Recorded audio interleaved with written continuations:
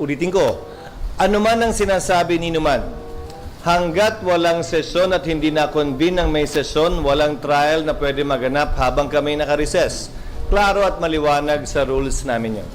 Ang nakalagay sa rules ng Senate shall proceed with trial forthwith. Di ba? Next po, from Ang nakalagay sa rules ng House shall be immediately referred to the Speaker.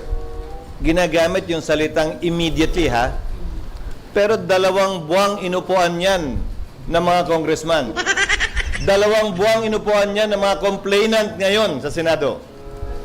Kung ang interpretasyon nila ng immediately, yung salitang immediately talaga nandun, ha? Ay lumampas pa ng 2 buwan dahil hanggang ngayon di pa nila nire-refer. Sa katunayan, yung 3 impeachment complaint na bahagi ang bayan muna na nag-file ay in-archive na lamang at hindi pa rin nire-refer. Sino naman sila ngayon para madaliin kami samantalang sila naman ay tila hindi nagmamadali kaugnay sa kanilang reklamo mismo.